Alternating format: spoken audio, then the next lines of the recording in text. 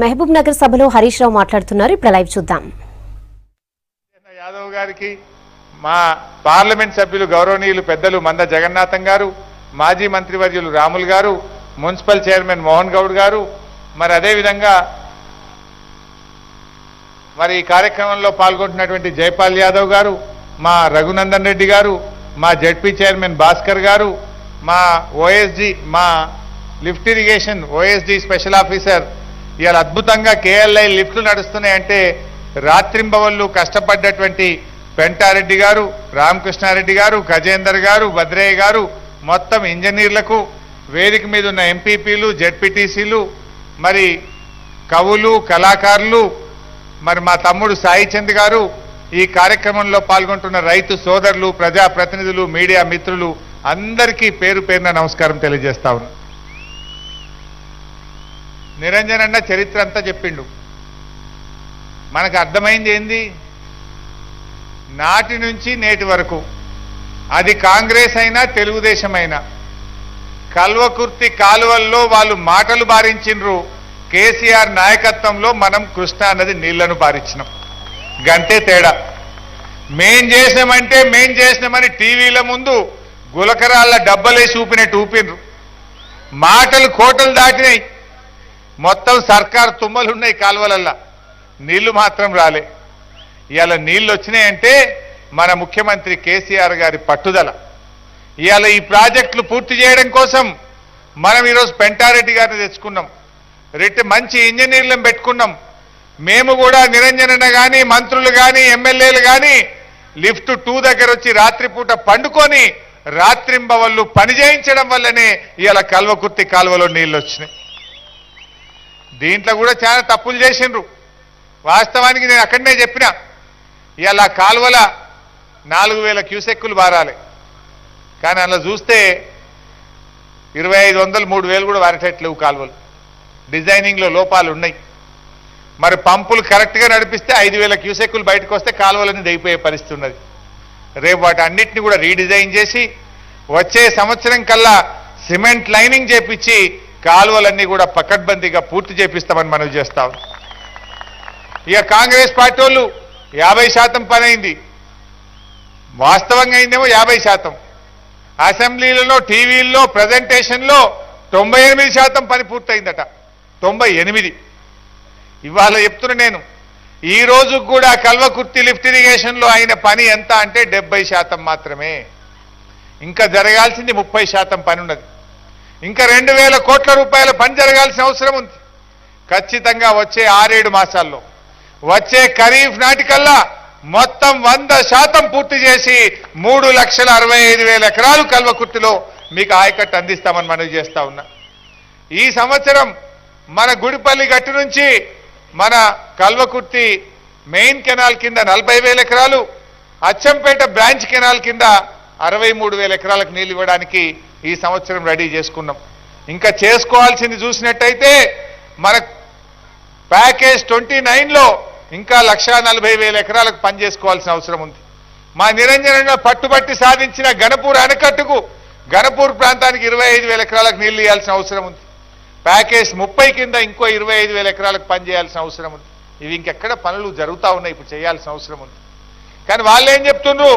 90% అయిపోయిందట. 1000 కోట్లు ఇస్తే మహబూబ్ నగర్ ప్రాజెక్టులన్నీ పూర్తయితాయట. ఇప్పటికే 1000 అయిపోయింది. 1000 ఖర్చు పెట్టినాం. ఇంకా 3,000 కోట్లు ఖర్చు పెట్టి భీమా, నెట్టంపాడు, కల్వకుర్తి, కోయిల్ సాగర్లను వచ్చే ఖరీఫ్ నాటికి 100% పూర్తి చేసి మహబూబ్ నగర్ జిల్లా ప్రజలకు అందిస్తాం. అంటే వీళ్ళకి ఎంతసేపు రాజకీయాలు.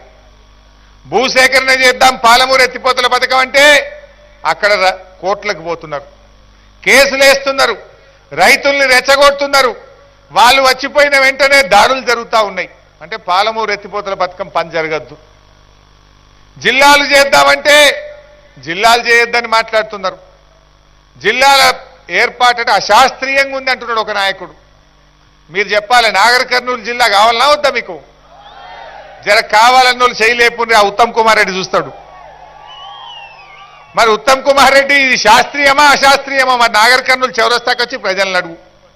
మొన్న ఏమంటుండు ఉత్తమ్ కుమార్ రెడ్డి? నేను కోర్టుకు పోతా, జిల్లాల ఏర్పాటు అశాస్త్రీయంగా ఉన్నది, కాంగ్రెస్ పార్టీ కోర్టుకు పోతుందని చెప్పి మొన్న ఉత్తమ్ కుమార్ రెడ్డి గారు మాట్లాడుతుండ్రు. అంటే కాంగ్రెస్ పార్టీకి జిల్లాలు ఏర్పాటు చేయడం ఇష్టం లేదు. జిల్లాలు ఏర్పడితే టీఆర్ఎస్ పార్టీకి ఎక్కడ పేరు వస్తుందో, మరి జనార్దన్ రెడ్డి గారు ఎక్కడ వారి హీరో అవుతాడు అని చెప్పి ఇలా కాంగ్రెస్ పార్టీకి భయం పట్టుకున్నది. జిల్లా కావాలా వద్దే? ఎవరు చేస్తున్నారు జిల్లాలు? కేసీఆర్ చేస్తున్నాడు. ఇన్నేళ్లు ఎన్నిసార్లు చెప్పిందే నాగర్ కర్నూలు జిల్లా చేస్తామని? ఎన్టీ రామారావు, చంద్రబాబు నాయుడు, రాజశేఖర్ రెడ్డి, నిన్న మొన్నటి దాకా కిరణ్ కుమార్ రెడ్డి దాకా చెప్పిండ్రు. మాట తప్పినోళ్ళు మీరైతే మాట మీద నిలబడి నాడు తెలంగాణ తెచ్చి, నేడు కేఎల్ఐ నీళ్లను తెచ్చి, నేడు నాగర్ కర్నూలు జిల్లా చేసిన నాయకుడు కేసీఆర్ గారు అని చెప్పి నేను మనం చేస్తా ఉన్నా ఈరోజు. మరి ఇలా మనం ఆలోచించాలి. ఇక నాగం జనార్దన్ రెడ్డి గారి గురించి నేను మాట్లాడదలుచుకోలేదు, ఎందుకంటే ఆయన గురించి మీకు తెలుసు. అసలు మొత్తం తెలుగుదేశం ప్రభుత్వ హయాంలో కాల్వకుర్తి పథకం మీద పెట్టిన ఖర్చు ఎంత తెలుసా? 12 కోట్లు. 12 కోట్లు. ఇప్పటికి అయిన ఖర్చు 4,000 కోట్లు దాటింది. అంటే తెలుగుదేశం పార్టీ పెట్టిన ఖర్చు 12 కోట్లు. 12 కోట్లు పెట్టి ఇదంతా నేనే కట్టించిన అంటుండు, ఇదంతా నేనే చేసిన అంటుండు. ఇక దాన్ని ప్రజలకే, ఎందుకంటే మీరు విజ్ఞులు, మా అందరికంటే తెలివైనటువంటి వాళ్ళు విజ్ఞులు. మీరే నిర్ణయించండి ఎవరు చేసిండ్రో, ఎవరి కృషితో ఇవాళ కల్వకుర్తి కాలువల్లో నీళ్ళు వచ్చినాయో అది మీరే ఆలోచించాలని చెప్పి నేను మనవి చేస్తా ఉన్నా. ఇవాళ తెలుగుదేశం పార్టీ మా నిరంజన్ అని చెప్పిండు, తను చెప్పిందేమో కల్వకుర్తి నీళ్లు పెంపు మీద చెప్పిండు. మన పక్కనే పాలమూరు ఎత్తిపోతల పథకం పనులు జరుగుతున్నాయి నాగర్ కర్నూల్లో. చంద్రబాబు నాయుడు అపెక్స్ కమిటీకి ఫిర్యాదు చేసిండు. ఢిల్లీలో రేపో మాపో ఇద్దరు ముఖ్యమంత్రుల మీటింగ్ జరగబోతుంది. దేని మీద మీటింగు? తెలుగుదేశం పార్టీ ఈ పాలమూరు ఎత్తిపోతల పథకం కట్టొద్దని ఢిల్లీలో కేంద్ర ప్రభుత్వానికి ఫిర్యాదు చేసింది. ఈ ప్రాజెక్టు కట్టొద్దని తెలుగుదేశం పార్టీ అన్నందుకు, చంద్రబాబు నాయుడు లెటర్ ఇచ్చినందుకు, ఇది కొత్త ప్రాజెక్ట్ అని ఫిర్యాదు చేసినందుకు రేపో మాపో ఉమాభారతి దగ్గర కేసీఆర్ కు చంద్రబాబు నాయుడు మధ్య మీటింగు ఉమాభారతి గారి దగ్గర జరగబోతుంది. మరి మన పాలమూరు పథకాన్ని ఆపే తెలుగుదేశం పార్టీ, మన నోట్లో మట్టి కొట్టే ఈ తెలుగుదేశం పార్టీ తెలంగాణలో ఉండే అర్హత ఉందా నేను ఈరోజు అడుగుతా ఉన్నా. ఇంకా సిగ్గు లేకుండా ఆ తెలుగుదేశం పార్టీలో జెండాలు పట్టుకొని తిరిగే తెలంగాణ తెలుగుదేశం నాయకులారా, మీకేమన్నా సిగ్గు ఎగ్గు ఉంటే చంద్రబాబు నాయుడు ప్రశ్నించండి. పాలమూరు ప్రజల నోర్లు కొట్టొద్దని చెప్పి, పాలమూరు ప్రజల ఉసురు తీసుకోవద్దని చెప్పండి. నాడు దత్తత తీసుకొని అట్లా మోసం చేసిండు. పాలమూరు దత్తత అన్నాడు కదా, 1 ఎకరానికి నీళ్ళు ఇచ్చిండ్రా? పాలమూరు దత్తతని కల్వకుర్తి మీద మీరు చేసిన పనెంత? నెట్టెంపాడు మీద మీరు పెట్టిన ఖర్చు ఎంత? అంటే ఆ రోజు అట్లా మోసం చేసిండ్రు. సరే, ఇప్పుడన్నా మా తెలంగాణ మాకొచ్చింది, ఇప్పుడన్నా మేము బాగా చేసుకుంటామంటే ఇగో ఇప్పుడు కూడా తెలుగుదేశం పార్టీ మళ్ళీ ఒకసారి పాలమూరు జిల్లాకు మోసం చేసే ప్రయత్నం చేస్తుంది. మన ప్రాజెక్టులను ఆపే ప్రయత్నం చేస్తుంది. కల్వకుర్తి నీటి కేటాయింపుల్ని 25 నుంచి 40 పెంచుకుంటే దాని మీద ఫిర్యాదు చేస్తారు. పాలమూరు కట్టుకుంటామంటే ఫిర్యాదు చేస్తారు. ఇవాళ మీరు మాత్రం పోతిరెడ్డిపాడు ద్వారా అక్రమంగా నీళ్లు తీసుకుపోతే తప్పులేదు. ఇవాళ ఈ రకంగా ఇవాళ తెలుగుదేశం పార్టీ మనకు అన్యాయం చేస్తూ వస్తుంది. ఇంకా ఆ పార్టీకి తెలంగాణలో కొనసాగే నైతిక హక్కు లేదు. అది తెలంగాణ ప్రజల పాలిట ఇవాళ ఒక మోసపూరితమైనటువంటి పార్టీ, తెలంగాణకు అన్యాయం చేస్తున్నటువంటి పార్టీ ఇవాళ తెలుగుదేశం పార్టీ. సరిగా కాంగ్రెస్ వాళ్ళు ఆనాడు హంద్రీనీవా కల్వకుర్తి రెండు ఒకనాడే స్టార్ట్ అయినాయి.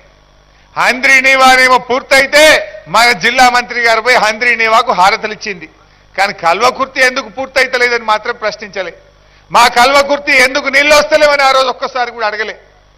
సరే, వాళ్ళు ఇలా కాంగ్రెస్ పార్టీ ఇలా ఆ మంత్రి గారు, అప్పుడు మాజీ మంత్రిగా ఉన్న అరుణమ్మ గారు మాట్లాడుతుండ్రు.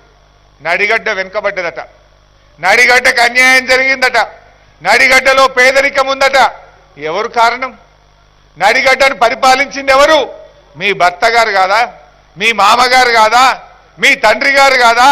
నడిగడ్డను 40 ఏళ్లు పరిపాలించి ఇవాళ నడిగడ్డ వెనుకబడ్డదంటే ఆ పాపం మీదే, ముమ్మాటికి మీ కుటుంబాన్ని అని చెప్పి నేను ఈ సందర్భంగా మనవి చేస్తా ఉన్నా. నడిగడ్డను 40 ఏళ్లు పాలించి నడిగడ్డను ఆగం చేసి ఇవాళ మీరు మాట్లాడతారా? నేను నడిగడ్డ ప్రజలకు కూడా మనవి చేస్తా ఉన్నా. కేసీఆర్ గారికి మీరంటే ఎంతో ప్రేమ. ఉద్యమంలో ఆ రోజే పాదయాత్ర చేసిండ్రు.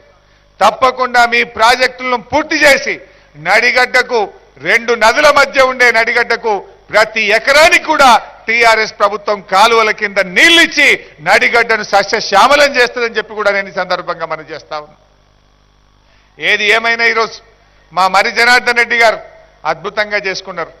మొన్న నన్ను తీసుకొచ్చి ఎన్నో ఏండ్ల నుంచి పెండింగ్ లో ఉన్న మార్కెట్ యార్డు, కొత్త మార్కెట్ యార్డు, మోడల్ మార్కెట్ యార్డును నాగర్ కర్నూలులో శాంక్షన్ చేసింది. నిన్న ఆర్ఎండ్బి మినిస్టర్ తుమ్మల నాగేశ్వరరావు గారిని పట్టుకొచ్చి నాగర్ కర్నూలులో 6 లైన్ రోడ్డు, బటర్ఫ్లైలు, రాబోయే జిల్లాకు అద్భుతమైన డివైడర్ తోని నాగర్ కర్నూలు పట్టణాన్ని తయారు చేస్తున్నాడు. ఇగో ఇవాళ కల్వకుర్తి నీళ్ళని తెచ్చి నిజమైన పుష్కరాలను ఇవాళ నాగర్ కర్నూలులో జరుపుతుండు. నాడు ఏండ్లకేండ్లు ఎమ్మెల్యేలుగా, మంత్రులుగా ఈ ప్రాంతాన్ని ఏలినటువంటి వాళ్ళు చేయలేని పనిని ఒక నిజాయితీ కలిగినటువంటి ఇవాళ మా మర్రి జనార్దన్ రెడ్డి గారు 40 ఏళ్లలో కాని పనిని 2 సంవత్సరాల్లో చేసి చూపించి ఇవాళ నిరంతరం నాగర్ కర్నూలు అభివృద్ధి కోసం కృషి చేసినటువంటి మర్రి జనార్దన్ రెడ్డి గారిని హృదయపూర్వకంగా అభినందిస్తూ, మరి కష్టపడ్డ మా పెంటారెడ్డి గారు, రామకృష్ణారెడ్డి గారు, ఇంజనీర్లను కూడా నేను మనస్ఫూర్తిగా అభినందిస్తా ఉన్నా. మొదటి పంపు స్టార్ట్ అయింది. మరి వారం రోజుల లోపల లిఫ్ట్ 2లో సెకండ్ పంపు తీసుకొస్తారు. మరి అదే విధంగా ఇక్కడ కూడా లిఫ్ట్ 3లో కూడా 3-4 వారాల్లో తప్పకుండా 2వ పంపును కూడా ఇక్కడ కూడా తీసుకొచ్చి మీ పొలాలన్నీ కూడా సస్యశ్యామలం చేయడానికి తప్పకుండా మా ఇంజనీర్లు పెంటారెడ్డి గారి నాయకత్వంలో కృషి చేస్తారని చెప్పి తెలియజేస్తూ జై తెలంగాణ. మంత్రివర్యులకి, హరీష్ అన్న గారికి హృదయపూర్వక ధన్యవాదాలు. కందనూలు జిల్లా ప్రజలందరి తరపున. అన్న మాకు అడగగానే నీళ్ళు ఇచ్చారు, జిల్లానిచ్చారు, నిధులనిచ్చారు, ఏమిచ్చినా మీ రుణం తీర్చుకోలేము. కాబట్టి చంద్రుడికో నూలు పోగులాగా కందనూలు జిల్లా ప్రజలందరి తరపున మీకు ఒక చిన్న ఆత్మీయ సన్మానాన్ని స్వీకరించవలసిందిగా జిల్లా ప్రజలందరి తరపున కోరుతున్నాం. గౌరవ నీటిపారుదల శాఖ మార్చులు తన్నీరు హరీష్ రావు గారికి, గౌరవ శాసనసభ్యులు శ్రీ మరి జనార్దన్ రెడ్డి గారు, తదితర శాసనసభ్యులు అందరూ కూడా